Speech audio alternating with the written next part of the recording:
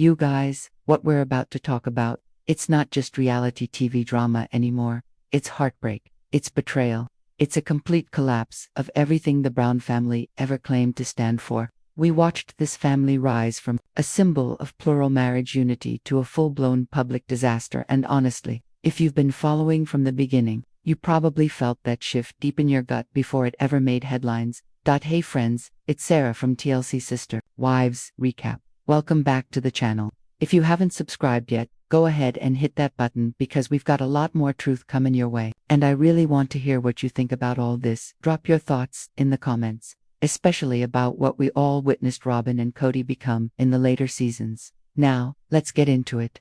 When Sister Wives first aired in 2010, it honestly felt like we were witnessing something new, something raw, and maybe even a little beautiful. For wives, one husband, a family that claimed to live by faith, sacrifice, and love.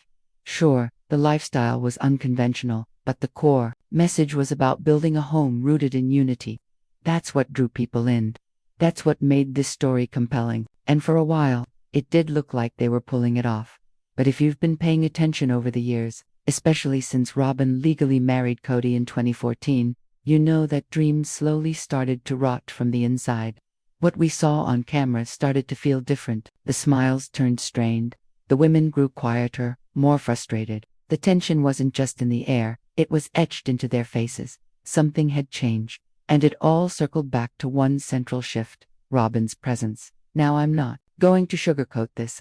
Robyn came in with tears and promises and talks of fairness, but behind the curtain, we now know things weren't as innocent as they seemed. From the very beginning, she was treated differently. We saw it. The other wives felt it. The courtship rules that were strict for the first 3 suddenly relaxed. The sacrifices the original wives had made brushed aside. Robyn arrived with a U-Haul full of boundaries and expectations, and Cody was all too eager to meet them. And that's where the cracks started to form. Because the truth is, this wasn't just about marriage or faith anymore. This was about power, control, and money, and what the original wives, Meri, Janelle, and Christine, had spent decades building started slipping right through their fingers the moment Robyn entered the legal picture.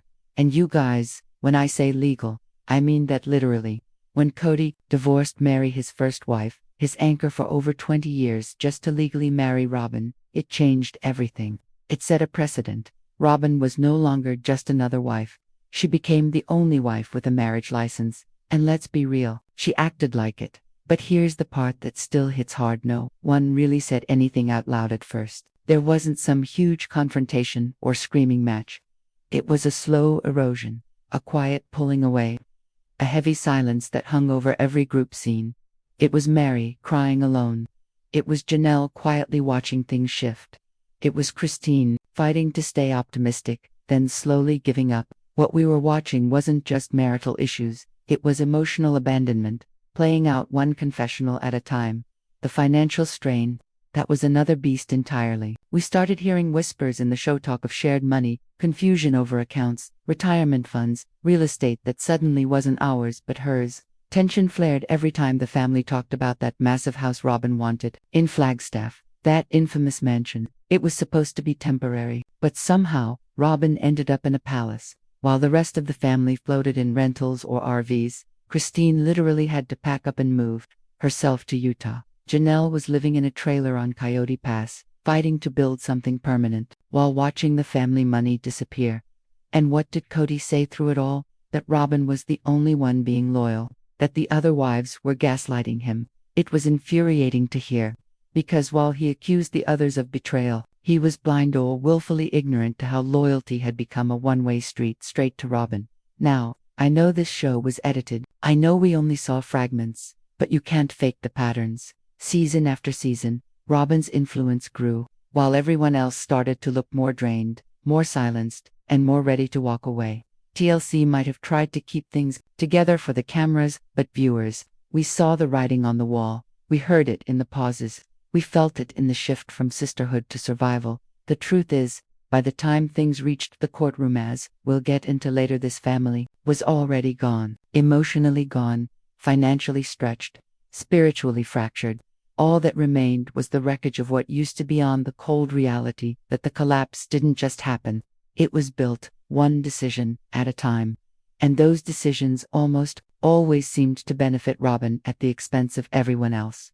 What started as a story about unity and shared sacrifice had turned into a slow-burn implosion led by favoritism, secrecy, and emotional manipulation. And while the public didn't know everything yet, fans felt it.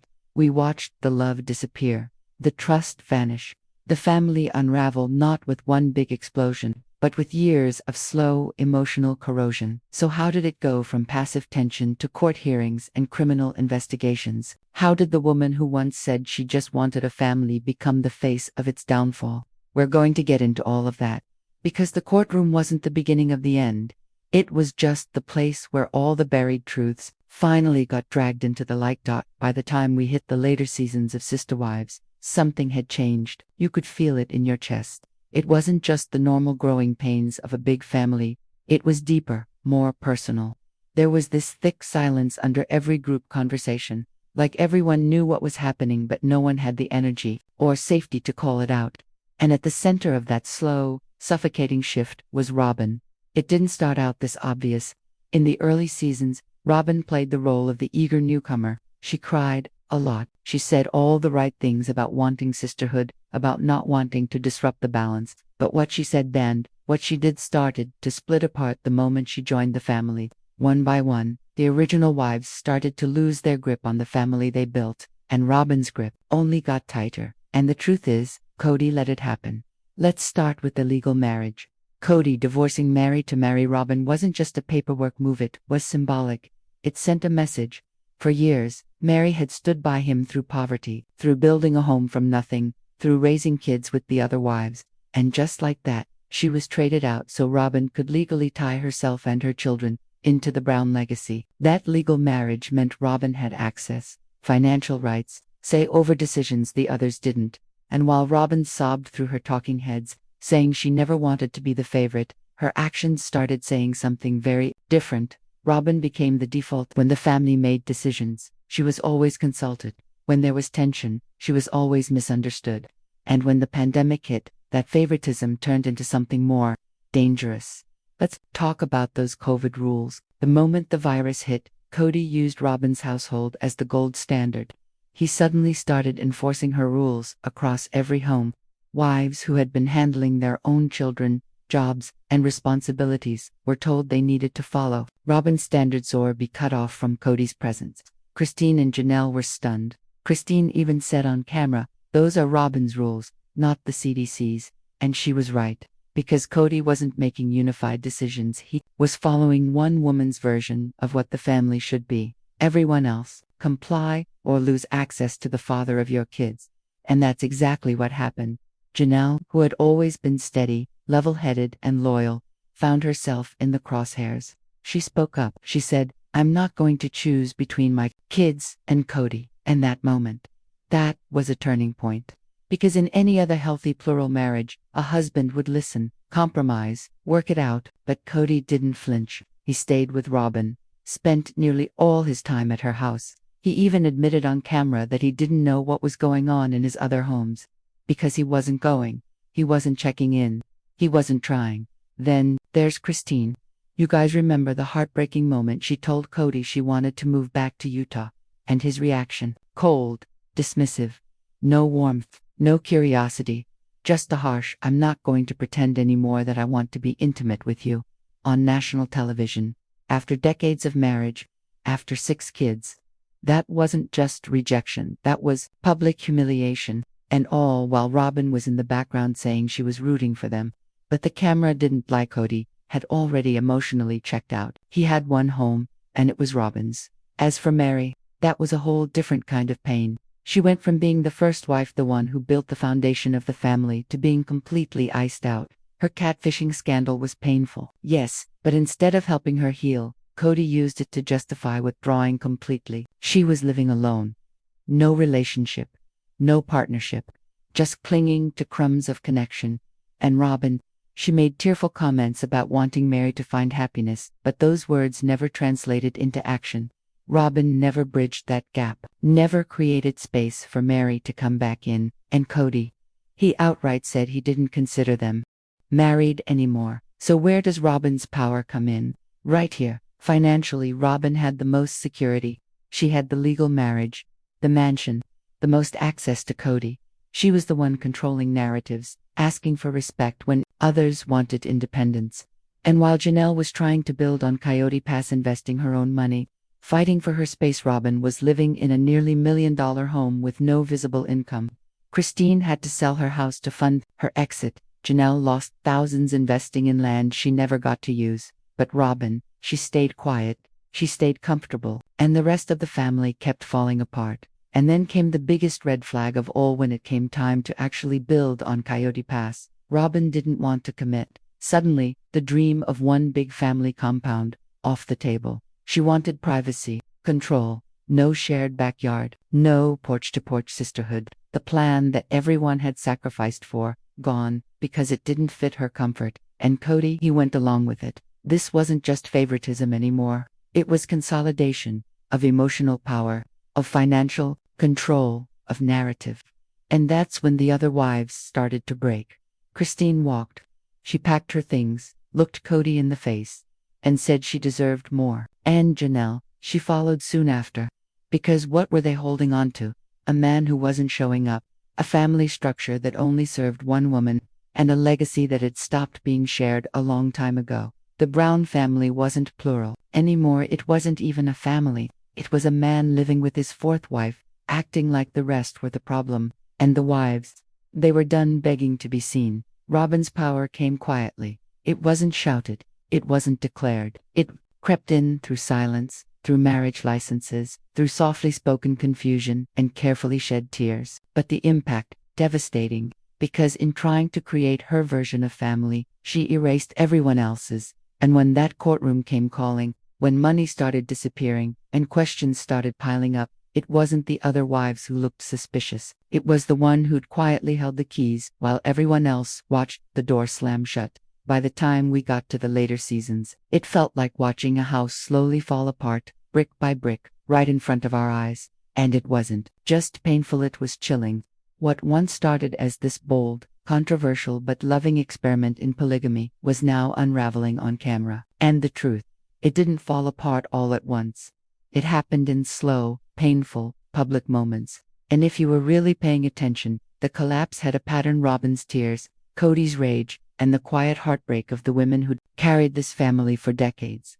Christine's departure wasn't just a storyline, it was a reckoning. For years, she had been trying to make it work. She gave her youth, her identity, and her emotional labor to a man who, in the end, didn't see her as a partner. And the moment she told Cody she was leaving, you could almost feel the air shift. She wasn't dramatic, she wasn't cruel, she was done. And the most heartbreaking part, Cody didn't fight for her. He didn't even seem surprised. That's what gutted me. After 6 kids, 25 years, and endless sacrifice, she said, "I don't want to be married to Cody anymore." And he just stood there, stoic, cold, as if her love was disposable. And then came that garage scene, one of the most emotional in the entire series. Christine packing his things, folding every shirt, every sock, every scrap of what was once a marriage, and laying it all out like she was cleaning out a ghost. Cody showed up angry, defensive, shouting about betrayal and loyalty, but not once did he show vulnerability. Not once did he say, "I'm sorry." Instead, he deflected, blamed, accused her of poisoning the kids against him. And all the while, Robyn was watching from the sidelines, crying on her couch, saying how hard this was for her to see. Then it was Janelle's turn. She had always been the pragmatist, the one who didn't need emotional fluff but needed fairness, respect, and shared effort.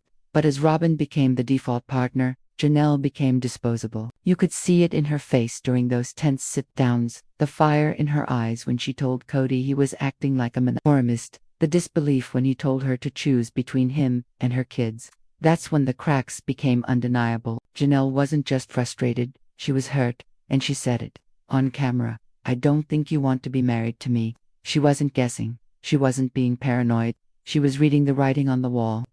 And Cody, he didn't even deny it. Meanwhile, Robyn stayed in her house, weeping through every episode, framing herself as the one who just wanted the family together. But the viewers were watching. We saw the contradictions, the crocodile tears, the way her pain always took center stage, while the other women's pain was brushed aside or minimized. Anytime there was conflict, Robyn cried. Anytime someone called out inequality, Robyn was hurt. But you never saw her take accountability, never saw her confront Cody. She let him burn every bridge while insisting she wanted peace. And Meri, oh Meri, her story turned from frustration to tragedy. Isolated for years, clinging to scraps of hope, and holding on to a relationship that didn't exist anymore. That porch scene, where Cody finally admitted he didn't consider himself married to her, was like watching someone be erased in real time, and Meri's face stone still, trying to hold back the emotion, was a whole story by itself. She had been publicly humiliated, emotionally starved, and still held on to some thread of loyalty. But when Cody made it clear there was no path back, even that thread snapped. This wasn't plural marriage anymore. This wasn't sisterhood. It was survival. And it was happening under the harsh, bright lights of TLC's cameras. And here's where the audience really turned.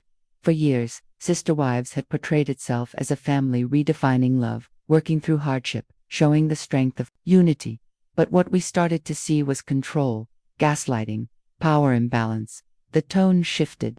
Scenes once filled with laughter and chaos were now full of tension and silence. Viewers weren't just entertained. They were concerned, hurt, outraged. We saw Robyn crying, yet again, about her family falling apart, but never once stepping out of her bubble to bridge the gap. Never once confronting her own role in the dysfunction. And Cody, he became more volatile. He wasn't the playful, confident father anymore. He was angry, defensive, blaming everyone except Robyn. He screamed at Christine. He dismissed Janelle. He shamed Meri. But Robyn, he protected her like a fortress. It didn't go unnoticed. Social media exploded. Fans who once rooted for the Browns were now calling out what they saw as clear emotional manipulation. They pulled clips from past seasons, showing the slow erosion of sisterhood and the rise of one woman's grip over the entire narrative. They compared how each wife was treated during conflict, how Robyn's emotions always took priority, and how Cody's version of accountability never pointed inward. Even TLC seemed to shift how they edited the show. They started showing more of the raw tension, the contradictions in Robyn's statements, the coldness in Cody's reactions. It was like the facade had dropped, and now, all we were left with was the truth. And that truth was simple. This wasn't the family they had claimed to be. The collapse wasn't about polygamy failing. It wasn't about one bad year. It was about imbalance, about the slow silencing of 3 strong women, while one woman became untouchable. Christine found her voice and left. Janelle found her strength and walked. Meri, even in heartbreak, finally accepted the truth. And Robyn, she stayed, cried, claimed victory. But when the dust settled, she was the only one left standing beside a man who had lost every other relationship he had. What we saw on camera wasn't just drama. It was the dismantling of a family, live and in color. It was the unraveling of a lie that everyone was equal, that everyone was valued, because, in the end, it became clear, only one woman was allowed to thrive, and the rest were expected to accept whatever was left. And that's when the real story began. By this point, it was impossible to ignore. This wasn't just about emotional heartbreak anymore. The Brown family's collapse had dollar signs stamped all over it, and at the center of that financial mess, Robyn. What started as cracks in trust had now turned into a full-blown disaster that hit the bank, the brand, and every Brown member's future.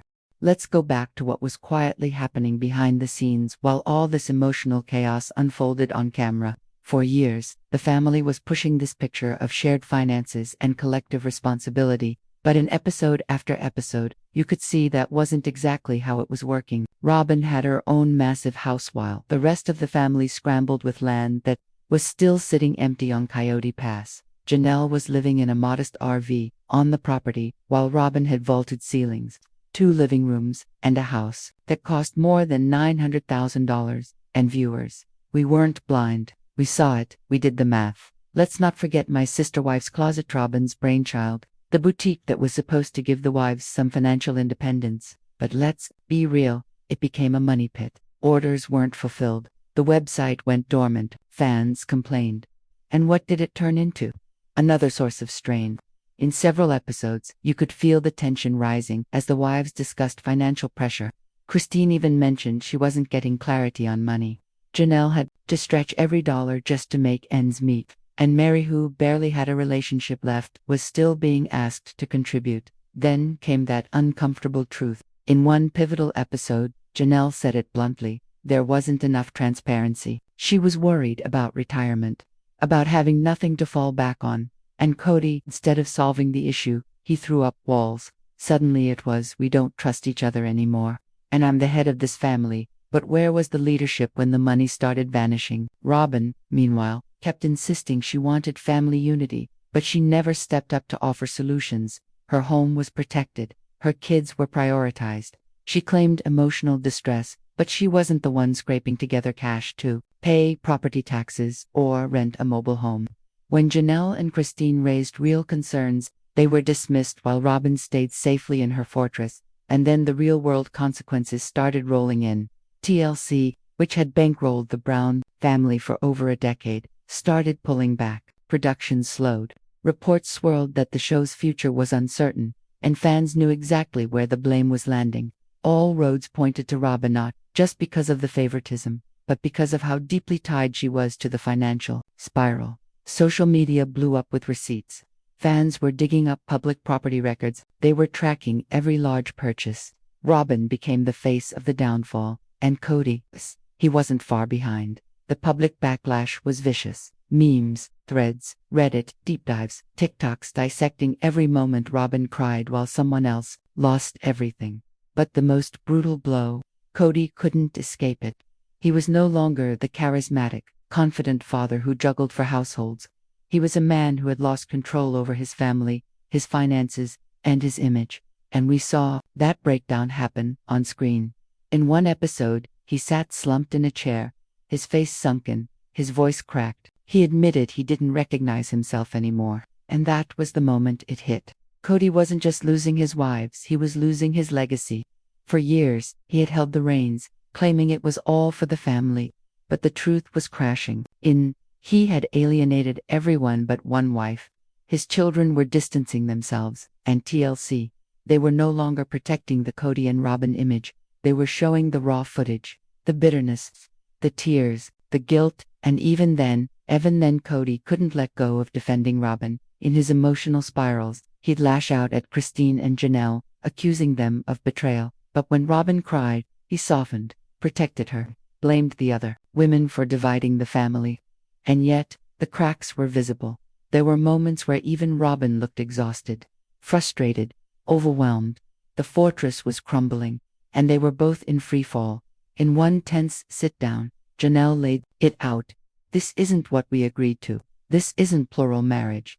And Cody had no answer. He looked lost, because the man who once managed a delicate balance now had nothing but debt, isolation, and regret. What hit hardest for fans was realizing that all the warnings had been there. Christine tried to voice them. Janelle tried to fix things. Even Meri, from the sidelines, had her suspicions, but no one listened. Because the loyalty wasn't to the family, it was to Robyn. And when the money dried up, when the show began pulling back, when public sentiment turned, it was too late. The emotional and financial damage had already scorched the earth. Cody could no longer pretend this was just a rough patch. The truth was broadcast in high definition. His choices had cost him everything, and Robyn, she could no longer hide behind the tears. Fans saw the contradictions, the inconsistencies. The years of being the favorite had caught up to her. Now she was sitting in the middle of a fallout zone, with no sister wives, no fan support, and a husband unraveling by the day. It wasn't just about money. It wasn't just about a failed business. It was about years of misplaced trust, unequal sacrifice, and the silence of 3 women who finally walked away. And the sad truth is, no amount of tears, houses, or reality checks could fix what had been broken. It's almost poetic, isn't it? After years of being silenced, shamed, and sidelined, the original sister wives Christine, Janelle, and even Meri have finally stepped into their own light. The same women who were once told to be patient, submissive, and selfless now stand taller than ever, with their own voices, platforms, and power. And fans, we've been cheering every step of the way. Let's start with Christine. We all saw her heartbreak, we felt her exhaustion. We watched her cry in those kitchen scenes, sit quietly while Cody made excuse after excuse. But what was most powerful about Christine wasn't the pin, it was the way she picked herself up and walked away from it. When she said, "I'm done pretending. I'm not happy," it was like a collective exhale across the fandom. That was the moment she chose herself. And what happened next?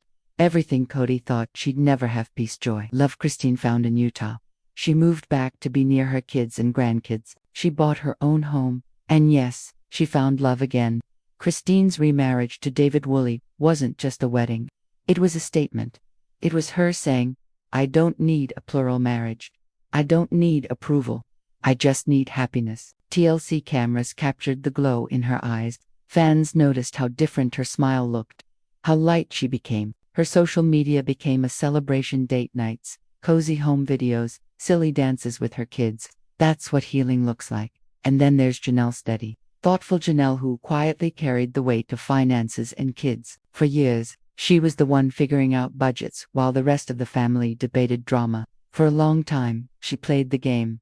But when she started pushing back, you could feel the shift. That RV storyline, that wasn't just about camp, was Janelle saying, "I'm reclaiming my independence." Her confrontation with Cody about fairness, about money, about priorities, it was one of the most powerful moments on the show. She said what so many of us were thinking. She called out the double standards. And when Cody responded with defensiveness, she didn't break, she got bolder. Today, Janelle's journey is nothing short of inspiring. She's leaned into her career, building a thriving wellness and coaching brand. She's got partnerships, speaking engagements, and a growing fan base that doesn't just admire her, they relate to her. But maybe the biggest surprise of all, Meri. For years, Meri was the one in the background, loyal to a fault, constantly trying to reconnect with a husband who had long checked out. After the catfishing scandal, she was vilified. She became the scapegoat for the family's emotional fractures. And yet, she stayed. She stayed even when Cody told her there was no spark. She stayed when Robyn became the legal wife. She stayed through the loneliness, hoping something would change, but it didn't. And when Meri finally announced she was leaving publicly, formally, with dignity, it was the closure she deserved. Since then, she's been unstoppable. She runs her own bed and breakfast. She travels. She posts unfiltered thoughts on Instagram that show a woman who's processing, healing, and finding her own footing. Her interviews, they're candid. She owns her mistakes, but she doesn't apologize for demanding better anymore. What's so moving about this redemption arc is how real it feels. These women didn't wake up one day and have it all figured out. They broke down, they grieved, they doubted themselves. But they also listened to their intuition. They stepped away from a man who no longer respected them and toward lives where they could finally breathe. And let's be honest, fans played a role. The support Christine, Janelle, and Meri have received online is unprecedented. Viewers watched them in real time and said, "Enough is enough." Comment sections turned into communities. Fan pages flooded with encouragement. TLC saw what was resonating, and the narrative began to shift. Meanwhile, Robyn went quiet. For someone who used to have so much screen time, so many emotional monologues, so many defenses of her intentions, Robyn has all but disappeared. Her public presence is nearly non-existent. No interviews, no social media activity, no updates. It's like she retreated into that massive house, hoping the silence would shield her from the consequences. But the truth is, silence says a lot. It says she doesn't want to be accountable, that she knows how the public sees her, that the roles she played, the favoritism, the tears, the manipulation, is no longer hidden behind the sweet wife act. And while the other women are rebuilding their lives out loud, Robyn remains stuck in a narrative that no longer works. And Cody is no longer the star. He's not the voice of the show, or the patriarch we once saw juggling holidays and harmony. His breakdowns were real, but they came too late. He realized, only after everything was gone, that his loyalty to Robyn had isolated him from everyone else, from his children, from the public, from reality. What makes this ending so powerful isn't that it's clean or perfect. It's that it's honest. The women we watched for over a decade grew up in front of us. They went from quiet wives in the background to main characters in their own stories. And they did it without needing to tear each other down. They chose peace, they chose growth, they chose themselves. So, For anyone who ever wondered if they'd just stay stuck in that cycle of control and disappointment, the answer is clear. They didn't. They're thriving. They're building new lives. They're showing their kids what strength looks like. And the fans, we're still here, still watching. But now, we're rooting for the women, not the family Cody wanted to hold together with force, but the one that rose up from the ashes without him. Because this is the real legacy of Sister Wives. If there's one truth that Sister Wives made painfully clear, it's that the children always knew more than they let on. For years, they watched the cracks in the family widen. They felt the tension at holidays, heard the whispers behind closed doors, and saw their mothers quietly break while trying to hold it all together. And now, the silence is over. The kids are speaking, and what they're saying is changing everything. Let's start with Gwendlyn. Christine's daughter has been one of the boldest voices in recent months. Through her YouTube recaps and interviews, she's peeled back the layers on what it was really like growing up in that household. She's talked about favoritism, about Robyn's influence, and about how Cody seemed to emotionally abandon so many of his kids in favor of Robyn's. Gwendlyn doesn't mince words, and that honesty has struck a nerve. She's not being cruel. She's being real. And for fans who always suspected something deeper was going on behind the scenes, her voice is the confirmation they've been waiting for. Then there's Gabriel. His name became a symbol of something deeper. How far Cody had drifted from his children. We all remember the heartbreaking COVID episodes. Gabe's tearful confessional when he revealed Cody forgot his birthday. That moment broke hearts across the country. It wasn't just about a missed call, it was about being pushed aside over and over again. Gabe, like many of the kids, began to understand that love in their family came with conditions, and those conditions often revolved around Robyn. Savannah, Janelle's youngest, was another heartbreaking story. When Janelle told the cameras that Savannah spent Christmas alone, no gifts, no visit from her dad, viewers were stunned. But what made it worse was that Cody didn't seem to care. His indifference, his excuses, it all pointed to a man who had completely lost touch with the reality his children were living in. And Savannah, she didn't even try to defend him. Her silence was louder than anything. And we can't forget Pidden, Christine's son. He's spoken out on social media and podcasts, revealing the emotional weight that so many of the Brown kids carried. He's been candid about his frustration, his resentment, and his efforts to protect his mom during the family breakdown. There's hurt there, deep hurt, but there's also clarity. These kids aren't confused anymore. They know what happened, and they're not pretending it didn't. What's most powerful is that these aren't just isolated comments, they're a pattern of disconnection, of loyalty shattered, of children who grew up believing in unity, only to discover favoritism and manipulation behind the curtain. For every sweet moment of family bonding we saw on TLC, there were 3 more filled with tension, jealousy, and quiet heartbreak. The shift in tone across the fandom is undeniable. Viewers no longer see Robyn as the shy, gentle outsider trying to fit in. They see a woman whose tears always came at the most convenient times, who called for unity while building walls, who said she wanted sisterhood but reaped the benefits of isolation. Her image has completely crumbled. Public trust, gone. Sympathy, vanished. She's gone from the favorite wife to the face of the Brown family's undoing.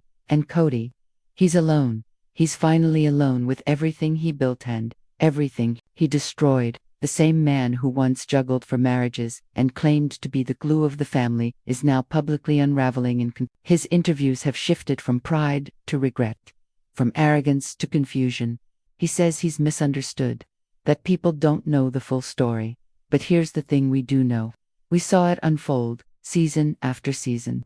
And so did his kids. His desperate attempts to defend Robyn no longer land. His refusal to see the damage he caused. It's exhausting. The man who once walked into rooms with bravado and bold declarations now sits slumped on a couch, teary-eyed, wondering how it all fell apart. And the answer is simple. It wasn't the wives. It wasn't the media. It wasn't even TLC. It was the choices he made, over and over again, to prioritize one woman while slowly discarding everyone else. There's something haunting about watching a man lose his family in real time, not because of tragedy or circumstance, but because of neglect. The relationships that once defined him have either walked away or gone completely silent. The kids don't call, the wives have rebuilt, the fans have moved on, and Robyn, She's still there, but even she can't fix this. What remains now is a fractured legacy. Sister Wives began as a bold social experiment, a family willing to share their plural lifestyle with the world. And in the beginning, there was hope, there was curiosity, there was even love, but that love was conditional. And the experiment, it failed, not because of polygamy, but because of control, because of silence, because of favoritism, and because, when it mattered most, the people who were supposed to lead with love chose ego instead. But this isn't a story about failure. It's a story about survival. Christine, Janelle, Meri, and, yes, the kids survived. They broke free. They reclaimed their narratives. They found love, peace, and strength on their own terms. And now, they're writing new chapters, ones where they're not defined by one man's decisions. And the fans, we're here for it. We're not just watching reality TV anymore. We're witnessing real healing, real transformation, real power. So when you think about the fall of the Brown family, don't just see the pain, see the progress. See the kids who refused to stay quiet, the wives who refused to stay small, and the legacy that was reclaimed not by Cody and Robyn, but by the ones who walked away. Because sometimes, the strongest thing you can do is leave.